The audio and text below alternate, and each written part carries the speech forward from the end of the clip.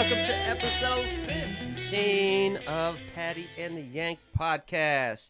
Mr. Paddy, how the hell are you doing today? I don't know why you're saying Paddy. My name's not Paddy. My name's Jim James Maitland Jimmy John Stewart. Jimmy John Stewart. I'm an American actor, you know me. I've been in such movies as It's a Wonderful Life, Rear Window, and Vertigo. Marlene, there's a sinister-looking boy across the way. I don't know. I don't really trust the way he's got that look upon his face, Marlene. Kids, Daddy's home for Christmas, kids. Daddy's home. It's me. Can't you tell it's me? It's your old pal, James Stewart. All right, Yank, what's the crack? Jimmy Stewart, huh? Jimmy Stewart was just in here. Somebody was here, but I'm barely here, so I don't Jimmy know. Stewart, the American actor. From such movies as It's a Wonderful Life, Vertigo, and Rear Window. He was just here. I'm getting vertigo right now. All right. Welcome, Yank. Welcome, Paddy. Welcome, people. How's it going? I'm here now. Time to party. All right. Beautiful. It's crazy Jimmy Stewart was just in here. So, pizza. What is the motherfucking lowdown on pizza? What's the lowdown on pizza? How do you mean? People, stay away from Taiwan if you like pizza. Oh, you mean Taiwanese pizza? Yes, Taiwanese pizza. Yeah, I mean, you can get decent pizza here if you go to like some of the Italian places, but like the Domino's and stuff, different places like that here, they got some weird ass toppings Domino's on their and pizzas. Pizza Hut's terrible. Really terrible. bad. They put a weird seasoning on it, and the average pizza in Taiwan has, I'm not trying to exaggerate or lie, peas, corn, Yeah. and some form of seafood. Yeah, like little octopuses. Like, can I have an octopus pizza? Can I have? All right, imagine. And then they'll put mayonnaise on it too sometimes, right? It's horrible.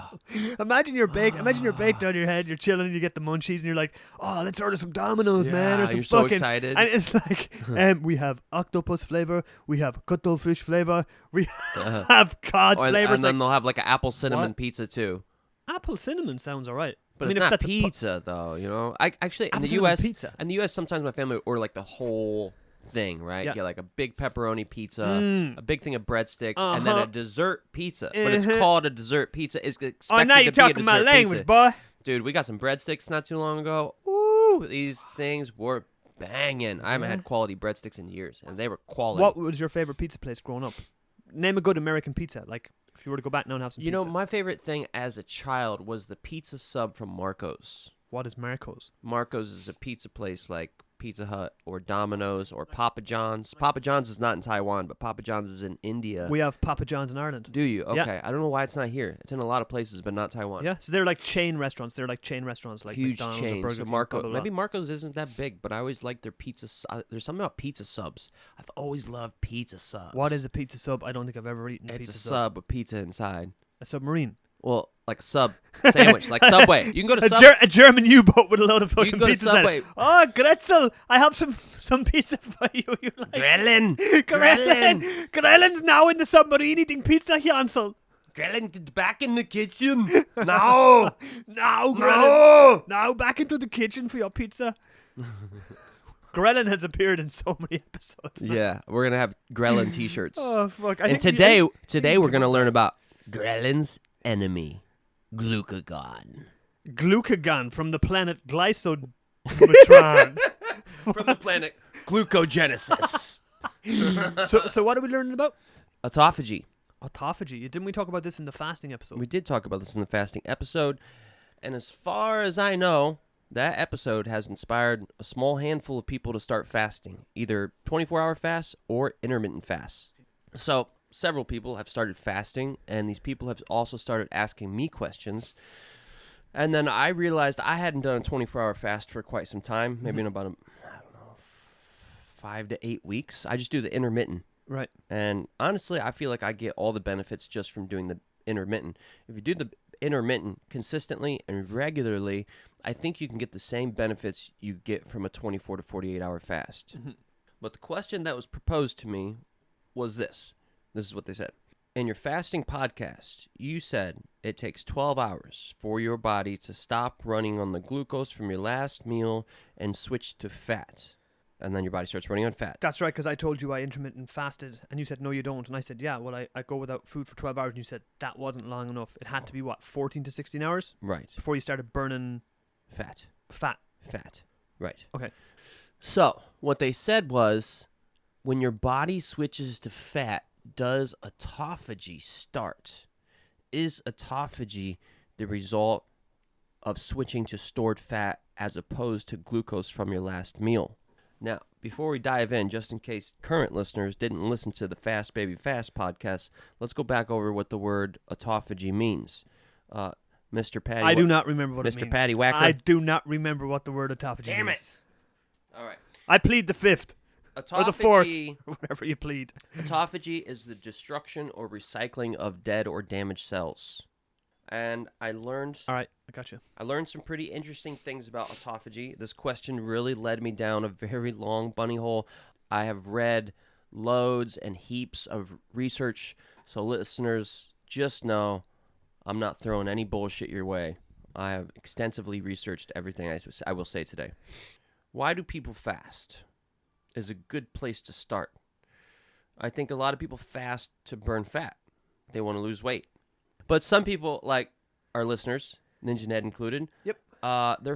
They're not really focused on burning fat so much. They're more focused on autophagy, right? Because autophagy is really important for your longevity, right? You probably do remember, though, why is autophagy important for the long term, Mr. Paddy Wacker?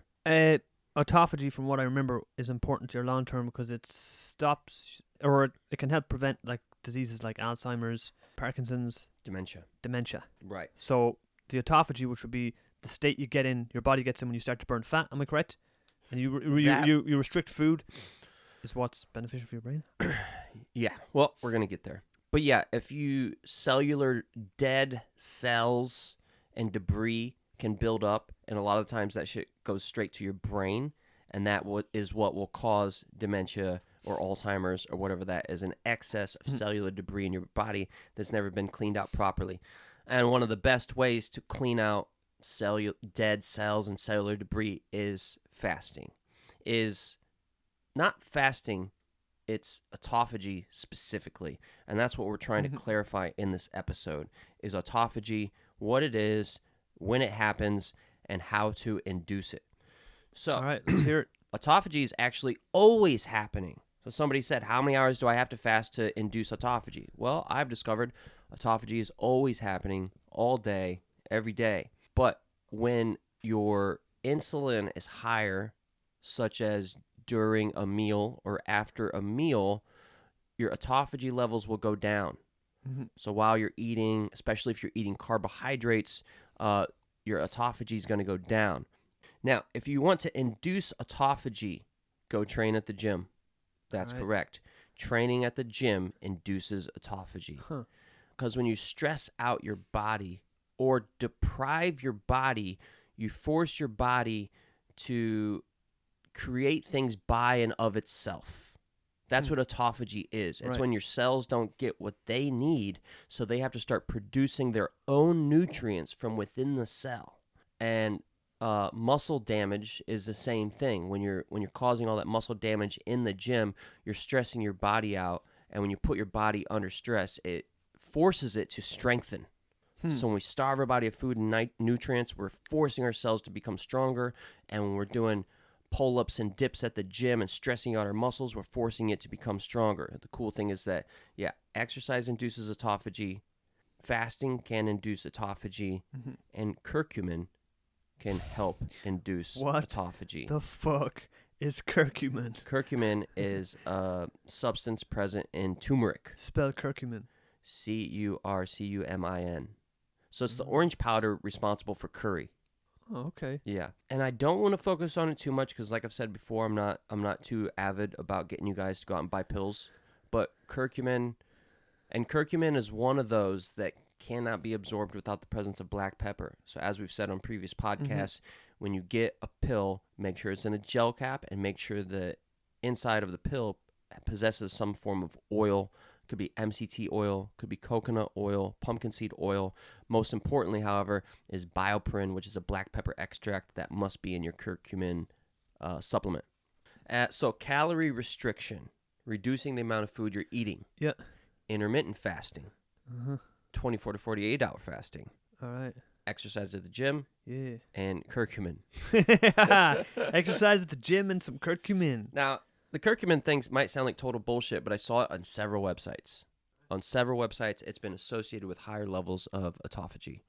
Cool. Let's get into the bulk of this shit now. Okay, cool. So it is true that from the time of your last meal, you need about 12 hours to run through the glucose from that meal and switch to fat. At that point, you start burning fat, right? Which is essentially when you start entering ketosis. What is ketosis? Okay. Ketosis is when... Hold on. Let's back up just a little bit, and then we'll define ketosis. Let's talk about the liver and what the liver does. So the liver stores excess glucose, a.k.a. sugar, as glycogen. You know the word glycogen, right? Yeah, he was Wolverine's cousin. Well, like, you always hear bodybuilders say, like, after the gym, you got to refill your glycogen stores. Yeah, my glycogen stores are very low. I need to refill them. You got to eat the banana. But that's why we want to have some form of sugar or fruit after the exercise, because we just did the bicep curl, and now when we did that, we caused the glycogen to leave, but we want the muscle to get bigger, so we want to throw some sugar back in there and refill the glycogen so the muscle can get bigger. Okay. And glycogen is just stored glucose, but that glycogen can also help us build more muscle. Huh, did not know that. Yeah, and so the liver stores a lot of glycogen. So people that drink a lot can have like fatty liver disease. And I found autophagy is one of the best ways to reverse that, prevent that. But there's mixed research. So liver stores excess glucose as glycogen. Your muscles also have glycogen. When your glucose levels drop, your liver converts glycogen into glucose, which is just sugar, and then releases it. When the stored glucose is depleted, emptied, gone, the liver starts to break down fat, and when it breaks down that fat, it starts to produce ketones. Ketones are pieces of fuel that are essential to the ketogenic diet. The ketogenic diet is a diet where your food consists of 75% fat. So your liver produces ketones when it runs out of sugar and starts burning fat. Ketones put you into a state of ketosis where you're burning fat as opposed to sugar. And this is thought to be the cause of autophagy. Really? Although we're not really sure if ketosis causes autophagy or not. That was kind of my leading question last night. I've been doing this research for about 2 weeks, but does ketosis cause autophagy? That was my question. Do you understand what ketosis is? I'm so baked right now. I'm not really following so well. Maybe I should get a little baked to slow down, huh? It's all good. Keep going. All right. Don't There's take some any notes of research me. that shows that intermittent fasting, which is what I do, 16 hours no food, 8 hours with food, or calorie restriction, or ketosis can all trigger autophagy. And that's what we all want when we're fasting. That's why we're fasting. We want to trigger autophagy to get out the dead cells so that we don't have to worry about cancer when we get old. Yeah. But this is what I found out. When autophagy kicks in depends on your metabolism. Really? For some people, it could start at 14 hours. For some people, it could start at 18 hours. And for some people, it could start at 24 hours. And it's really kind of hard to know if you're in autophagy or not. After this research, what I found is one of the ways you might know if you're in autophagy or not is this. When you fast to the point to where you're no longer hungry. That means ghrelin has left and glucagon has taken over. Ghrelin is gone. Yes. To Ghrelin, Iceland. if you guys don't remember, is the hormone. When you feel hungry, that's ghrelin being secreted in your stomach. Yeah. So when you fast for an extended period of time, your body starts to secrete glucagon. Glucagon essentially says, ghrelin, get the fuck out. And it suppresses your appetite. Now, when glucagon is high, it is likely autophagy is going on. And so, because some of our listeners started fasting, I did a 24-hour fast the other day because I was like, we need to walk the walk, baby. Right. We got to walk the walk. Yep. And it is quite a wave, man. You're constantly going through these waves of, I'm hungry. No, I'm not. I'm hungry. No, I'm not. And around the 22nd hour, I got high. I felt high. Really? It was like, I knew that basically the 24-hour fast was over, and I felt such a sense of accomplishment. And I felt so peaceful, so calm, like nothing could cause worry or anxiety. I was at peace with the world. And then at the 24th hour, my stomach started convulsing, and I was like, nah, I was going to try to go to 36. I was like, I got to eat. I got to do it now. But I wonder what that convulsing was. Was that my body trying to switch into autophagy? Or had I already been going through autophagy? We don't really know.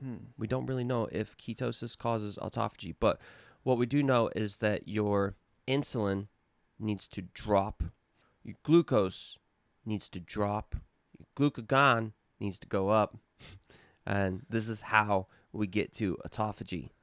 Oh, this is pretty cool. So I found a couple definitions of autophagy, which is pretty funny. Autophagy is when cells cannibalize themselves through organelles called lysosomes. So autophagy is actually cannibalism. So your cells eat themselves. Yeah. Your bad cells. Your new, strong, healthy cells eat your bad, dying cells. Oh yeah, that's cannibalism. So cells are eating cells. What's eating yourself considered? If you Is eat that yourself, cannibalism? If you were to eat yourself, like I thought you said there that the cells eat themselves, meaning that one cell eats its own self into nothing. What is it called if something eats itself? What's the word? Can you check that up real quick? Cannibalism is to eat your own species, your own kind. What is it if you eat yourself? Autocannibalism. There's a word, dude. I did not think Figured that. there might be. Also known as self-cannibalism or autosarcophagy. That's when something eats itself. Autosarcophagy sounds kind of like autophagy. Type in, have humans ever eaten themselves? Has someone cannibalized themselves? What's it called? Autocannibalism. Yeah. Let's check if there's ever been a case of human autocannibalism. Autocannibalism is a mental health condition characterized by the practice of eating parts of oneself, such as skin, nails, hair. Most people with autocannibalism have other underlying mental health conditions, such as OCD or anxiety. So that's when, like, you see people chewing their nails, biting their nails, or putting their hair in their mouth, biting their hair, chewing their hair. That's considered autocannibalism. There's another kind that is as a choice. Extreme form of body modification, like ingesting their own blood or skin. Others will drink their own blood, a practice called autovampirism, but sucking blood from wounds is generally not considered cannibalism. Placentophagy may be a form of self-cannibalism. What's that? Placentophagy is the act of consuming part of or all of the afterbirth following parturition in mammals. So basically, after a baby comes out, if you eat the placenta and all the stuff around it, that's called placentophagy. Forced self-cannibalism as a form of torture or war crime has been reported. Azerbaijan Bathory allegedly forced some of her servants to eat their own flesh in the early 17th century. What? That's her servants. She forced her servants to eat their own flesh. Why? I don't know. She got a sick kick out of it or something. I don't know. Should I dive in deeper? Yeah, this is fucking fascinating. Where was she from? Hungary. From Hungary. She's hungry, so she gets them to eat their own flesh. So she's from Hungary, which is a country in Europe. 4 of her servants were accused of torturing and killing hundreds of girls and women between 1590 and 1610. Her servants were put on trial and convicted, whereas Bathory, the main girl in charge here, was confined to her home. House arrest, basically. Because she probably was rich and had loads of money. She was imprisoned within Castle of Csejte in December 1610. So they imprisoned her into a castle, the main lady here. Yeah. Oh, there's more. In 1989, so a few hundred years later, there was a writer, Michael Farron. He stated that accusations against Bathory were supported by testimony from more than 300 individuals, some of whom described physical evidence and the presence of mutilated, dead, dying, and imprisoned girls found at the time of her arrest. This is like some Texas Chainsaw Massacre Holy shit. hell. Dead, dying, and imprisoned girls. So she was kidnapping girls and like prisoning them and killing them. Well, it sounds like her and her servants were doing it together. Because this sentence, Bathory and 4 of her servants were accused of torturing and killing hundreds of girls and women. Man, that's crazy. In Hungary? In 1610, yeah. Holy hell. So first her servants were put on trial and convicted. But then Bathory, she just stayed home. And then she was imprisoned. She stayed home. She was imprisoned in a castle. And then in 1999, this journalist revisited the thing. Oh, wow. He said the charges leveled against her have been described as a witch hunt. Really? Uh-huh. So he reckons that she didn't do this. She wasn't a part of it. In a 2018 article, very recent, In Historical Science Review, the author says, when Bathory was persecuted, the accusations were a spectacle to destroy her family's influence in the region, which was considered a threat to the political interests of her neighbors, including the Habsburg Empire. Oh, so it could have been a setup. Could have been a setup. Oh, Bathory could have been set up. Yes. Because her family was wealthy and had a lot of influence on it. There's a little bit more. It's pretty Whoa, juicy. Man. So they just made this crazy tale up to character assassinate because of her political ties. Legends describing Bathory's vampiric tendencies, such as the tale that she bathed in the blood of virgins to retain her youth, were generally recorded years after her death and are considered unreliable. But I like the idea. Man, very possible. What were you saying on that St. Patrick's Hole episode? That the rich, they've got so much money that it's hard for them to get pleasure and get their kicks anymore. Yeah. So when was this Bathory woman around? The 1590 to 1610 was when her and her servants were accused of torturing and killing. Okay, so around the 1500s, 1600s. Mm-hmm. She had loads of money back then. Around the same time as St. Patrick's Hole, around the same time. Yeah. Possibly. Bathing in the blood of virgins. Dude, can I read that again? That was insane. It's crazy. Some legends describe her vampiric tendencies, such as the tale that she bathed in the blood of virgins to retain her youth. Man. But years after her death, these accounts were unreliable. Any other myths about her? Any other stories about Bathory quickly became part of national folklore. Many insist she inspired Bram Stoker's Dracula from 1897. Whoa! Do you know where Bram Stoker's from? No. Dublin in Ireland. No shit. Bram Stoker, the author who wrote Dracula, was Irish. No shit. Yeah. So we're the origin. Ireland is the origin of Halloween. Oh, and we're also the origin of Dracula. We created Ireland Dracula. is the origin of Halloween? Yep. It's called Iha Hauna. It's the festival of the dead souls. Iha Hauna. Iha Hauna. Iha Hauna. Iha Hauna. Yeah, that's like a song you know when you're kids. So anybody that's listening that doesn't know, Halloween comes from Ireland, and what happened then was it was brought over, let's say, to America by all the immigrants, and the Irish would have still celebrated it over in America. Things like jack-o'-lanterns, which were originally not a pumpkin, but a turnip. You know a turnip? Jack-o'-lanterns were originally a turnip. The Irish would carve faces into turnips, and then it turned into pumpkins. So when it got brought to America, it became commercialized, and it got turned into what we know now today as Halloween. So Halloween, the holiday of Halloween, is Irish and originates from Ireland. And Dracula, everybody knows Dracula. The book, Bram Stoker's Dracula, was written by an Irish man called Bram Stoker. Bram Stoker's Irish. Yep. Whoa, that's crazy. But he's not a very celebrated Irish writer. Ireland's known for its great literature and its great writers and stuff like that. But Bram Stoker rarely gets any credit or shout out. So big shout out there to Bram Stoker. Yeah, and she's from Hungary. Dracula. So could a folklore from Hungary influence an Irish author? Very possible. Well, Vlad the Impaler was also, that's who they say a lot of Dracula was based on too. A guy called Vlad the Impaler, who what he would do is he would impale his enemies that he captured on spikes, like up through their ass, and spike them up all the way along the road down in front of his castle. He was said to have done some crazy shit too, Vlad the Impaler. And sometimes he would do that to his own people as a message to invaders that, I'll do this to my own people. Think about what I'll do to you. I know Bram Stoker had travelled around there. He'd listened to stories about this when he was younger. But yeah, that's interesting. That woman might have influenced Bram Stoker's Dracula. It's interesting because, what was it, Owen, the guy who went into St. Patrick's Hole? Yep. Owen, the story of Owen traveled around Europe, right?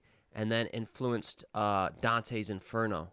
And what else? It influenced Hieronymus Bosch. That's right. And he was credited with the first artistic depiction of hell. Which he possibly got from Owen and his journey into St. Patrick's Hole. So we're giving the world a lot, us Irish, huh? Yeah, you are. Maybe you can trace everything back to Ireland. You're also taking a lot away by making defunct fucking boats like Titanic. You guys probably did that on purpose because you wanted to kill the rich. But there were poor whites in the bottom. Why would you do that? Not just pure whites, poor everybody. Don't kill the poor whites. You can kill the rich whites, but the poor whites, come on. Yeah, you know who invented the submarine? Who? An Irishman. Really? Submarine was invented by an Irishman. Yeah. That's my little shout out to Irish people. So let's hear more about this lady you were saying. Yeah, so Bathory, I don't have much more other than that Dracula, which came out, Bram Stoker's Dracula. When do you think that came out? The 1800s sometime. 1897. 1897. But Bram Stoker provides no notes or evidence to support that he was inspired by stories of Bathory. And I'm probably not saying her name right, but it's Bathory. Okay, Bathory. And she was that Hungarian lady that Yeah. was convicted of... I like her story. I kind of want to know a little bit more. That's very interesting. Nicknames and literary epithets. Epithets? Is that how you say it? Epitaph. I think Tupac said that one time. Epithet? Tupac said a lot of nicknames stuff. And nicknames and literary epithets attributed to her include the Blood Countess and Countess Dracula. Oh. So, historically speaking, in the folklore world, she's sort of like the female Dracula. So Vlad the Impaler is like the male Dracula, and this what's her name? Elizabeth Bathory. So Elizabeth Bathory is the original female Dracula. She was born in 1560, dude. Man. 1560. 1560. She died at 1614. How old was she when she died? 54. That's pretty old for that time, right? Or no? I don't know. We were with somebody. Last with money, podcast we were talking about how like ancestors died pretty young, so why would we want to be like them? Yeah, I, that's true. But I was going back to like Egyptian times and that. Oh, where they would die like in Pretty their far back. 20s, right? Very young. Like King Tutankhamun. Tutankhamun. He died really young, right? Yeah, very young. Yeah. Bad dental hygiene, a lot of them people. Dang, this girl was married. Mm. Oh, it shows the castle she was imprisoned at. Really, and that's in Hungary. I don't know. She was detained in the castle of Szigete. Say That's about as good as my Irish. it again. Oh, she died where she was imprisoned. She died in the castle. She was imprisoned in the castle when she died Oh, at 54. She was locked in a bricked room. man. But, okay, it says that she was locked in a bricked room, but according to other sources, she was able to move freely and unhindered in the castle. So it was more like house arrest. Oh, yeah. She wrote in a will in 1610 where she left all her stuff to her children. She was buried at a church, and then all the local villagers got really mad putting somebody like that in like a church cemetery, and they forced them to move her body to her birth home. Really? Yeah, I won- in a family crypt. I wonder were they afraid The she'd rise location from the of her body today is unknown, dead? Really? but believed to be buried deep in the church area of the castle. Huh, the castle where she was imprisoned. The CSEJTE church. Oh, so they think she's buried in the Oh, castle where she was The imprisoned. Shete church and the Shete castle church. and the castle of Shete do not bear any markings Shete. of her possible grave. Huh. So it's hard to know whether she was ever even real. I'm sure she was real, right? You know who else's graves they've never found? They've Who? never found Cleopatra's grave, and they've also never found Genghis Khan's grave. Really? Genghis Khan, the Mongol leader. They've never found his grave. No. And they're still looking for it to this day. Genghis Khan. Genghis Khan, they never found his burial place. The legend has it that he was buried like way out there in Mongolia in the wild, and everybody who buried him was instantly killed. Anybody that the soldiers met on the way back from having buried him, they killed them along the way, and then any of the soldiers that made it back that survived, they killed themselves, so that his secret of where he would be buried would never be revealed. Genghis Khan. Hot diggity damn. Yeah. That's a lot of killing. Would you get in a bathtub full of virgin blood if I told you it would help you retain your youth? If That's what Homegirl we were just talking about. The legend says she took baths in virgin blood to retain her youth. as long as no harm came to the girls. Oh, that would be your stipulation, huh? Yeah, as long as no harm came to the girls, and it worked. And it definitely worked. Then yeah, of course I would. Why not? Most people would. As long as Even no if harm it came to the didn't girls. work, imagine the pleasure you'd get from it. No, No? not even. I have not even bathing in a bath of blood. You and old Elizabeth, you and old Elizabeth Bathory there would have been good pals. I see. I would have Yeah. married her. Yeah, Hank. She's like, yeah, Hank, your bath is ready. I'll be up in a minute, Elizabeth, dear. I can't tell much of her picture. It's a portrait from 1585. That's an interesting story, though. Interesting. Super. Elizabeth Bathory, who Bathory. liked to take baths in virgin blood. So she could stay young. And she's from Hungary. She liked it. Fuck. And she possibly influenced Bram Stoker's Dracula. Purported serial killer. Okay, cool. Yeah. So, your cells are cannibals, especially that's what autophagy is. It's a process of cannibalism. And we learned today there's another kind of cannibalism called Autocannibalism. autocannibalism. Self-cannibal. All right, it's got a few names. Self-cannibalism, autocannibalism, autosarcophagy. Autosarcophagy. This is usually a similar term which is applied differently is autophagy, which specifically denotes the normal process of self-degradation by cells. I think you were trying to read that word degradation earlier. Yeah. Right? Done a bad job of it. So, glucagon is really important. Don't go out and buy it in a fucking pill form, though. I just want you to know that once you fasted so long that you're no longer hungry, that's because the glucagon has said, Grelin, get back in the basement. The Grelin's gone, glucagon's up. Yeah. All right, and glucagon may very well play a role in autophagy. My recommendation to you, let's do this. I think this is going to be the most important thing that I have to say to you guys today. Because everything I do, I cheat. So in that aspect, I'm hacking. Okay? What about your girlfriend? Let me. All right, check it out. So, fasting is hard. Let me tell you how to make it easier. Okay. When you're fasting, your body's flushing salt. So, salt is something you want to keep in your body. So, let me just walk you through a day in fasting with the Yank. All right. When I wake up that day, smashing a bunch of water. But before I smash that water, I'm going to throw in some sea salts, albeit pink or white, both okay. For anybody that doesn't know, when he says smash the water, he doesn't mean break it, he means drink. Well, I usually break a glass bottle and then drink my plastic bottle. So smash means to drink. So I smash my water, and then I'll make an apple cider vinegar cocktail. So it'll look like a cocktail, a couple cubes of ice, a splash of apple cider vinegar, and some sparkling water. Sparkling water can really help you on the fast because it makes you feel full. Sparkling water, great trick. If you're doing a 24-hour fast, you should consistently ingest salt. Perhaps every 3 hours, like a teaspoon in your water. This is very important. It'll help suppress your appetite, and you don't want to get too low on salt. You get too low on salt, you're going to get fatigued, and you're not going to feel good. Energy's going to drop, everything's going to drop, and you're not going to be able to function. So salt is very important. Apple cider vinegar regulates your blood glucose levels, so it can take away your food cravings and reduce spikes in insulin. All right? Cool.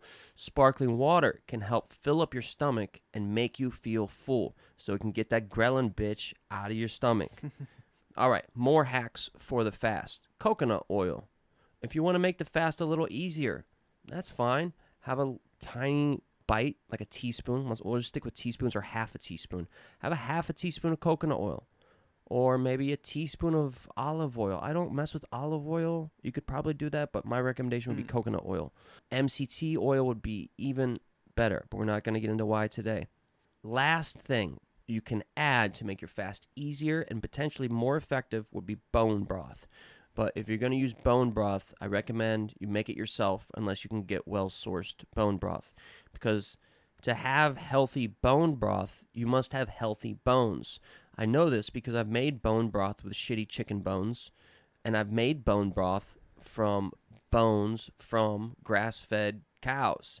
And the difference is astounding. When you use shitty bones, the resulting bone broth will have like the same consistency as water. When you use like bone marrow or beef tendon from a grass-fed animal, it's straight up pure jelly. Paddy, you've seen it. 100%. 100% straight up pure jelly. I gotta cut the stuff before I put it it on the streets. Man, no, it's 100%. It's good. It's good stuff. It's really good stuff. But you can actually just do bone broth fast. Some people do that. I'm going to fast for 24 to 48 hours, but I'm going to allow myself like micro doses of bone broth every 2 to 3 hours or something like that. I'll generally try to make it like during the first 16 hours of my fast, I'll just do sparkling water, salt, lemons. I forgot about lemons. Lemons also bring your insulin down, glucose down. Apple cider vinegar, salt, lemon, and sparkling water. Now, once you get past the 16-hour point, maybe the 20-hour point, I think for me personally, when I hit 20 hours, that's when it starts to get a little challenging. So, if you can't bear the pain, but at the same time, remember, that hunger is going to go away in like 5 to 10 minutes. It always goes away. Ghrelin can only stay around for so long before glucagon kicks that bitch in the pussy. If it gets too hard around the 20 to 22nd hour, have some coconut oil, some MCT oil, some bone broth. Or if you don't have any of those, get some grass-fed butter. If you don't have any of those, kill a baby and drink your placenta. If you don't have any of those, stop being a pussy and realize it's only 24 hours and there's people starving in the world. If you can't be a pussy, jump in a bathtub full of virgin blood. If you can't have it, don't want it. And if you don't want it, you can't have it. So how do we make the fast easier? I just told you. I'm not going to tell you again. Take some fucking notes. Some research has showed that a 24-hour fast marked an increase in the number of cells undergoing autophagy. So this is something I learned that I didn't know. Autophagy is not only crucial and important for your cells and preventing cancer, it's even more important. I don't want to say more important, but there's a load of scientific evidence that shows autophagy is essential for liver health. So anybody that has abused drugs or alcohol that's doing it now or has a history of doing it, autophagy could be very important in helping detox your liver and controlling your liver metabolism. And there's been a lot of research behind this. We don't necessarily know whether ketosis causes autophagy. There's a lot of things we don't really know. But one thing we do know is autophagy has a strong correlation with your liver health.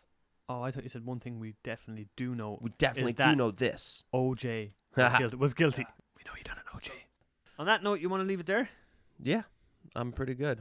On that note, don't forget to follow the Instagram page, like and subscribe to the podcast, and leave us a review. Follow if you the can. Instagram, please.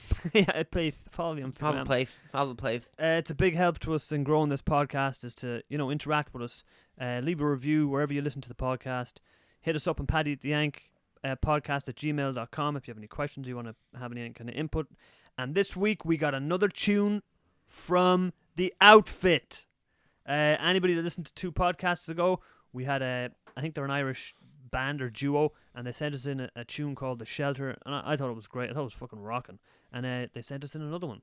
So this is The Outfit. Gangster. Peace. Later.